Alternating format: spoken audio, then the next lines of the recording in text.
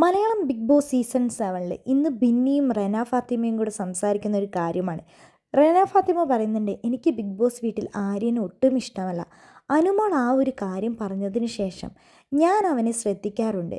ബിന്നി പറയുന്നുണ്ട്, എനിക്കും ആര്യനെ ഒട്ടും ഇഷ്ടമല്ല.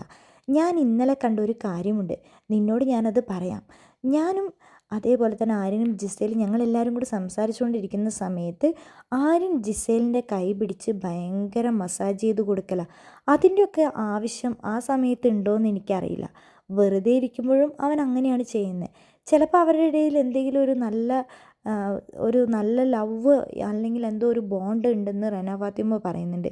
കാരണം രണ്ട് പേരും പരസ്പരം നല്ല കെയറിങ് ആണ്. ഫുഡ് ഉണ്ടാക്കി വെക്കുന്നു, രണ്ട് പേരും ഫുഡ് എടുത്ത് വെക്കുന്നു, ഒരുമിച്ച് കഴിക്കുന്നു, വാരി കൊടുക്കുന്നു.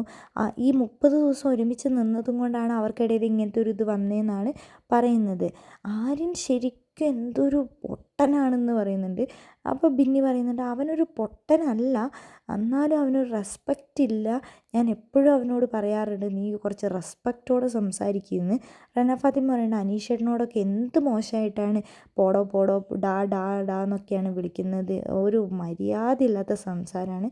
അവൻ്റെ സ്വഭാവം തന്നെ എനിക്കിഷ്ടമല്ല, എനിക്ക് ഒട്ടും ഇഷ്ടമല്ലാതായി അവനെന്ന് പറയുന്നുണ്ട് റെന ഫാത്തിമയും ബിന്നിയും.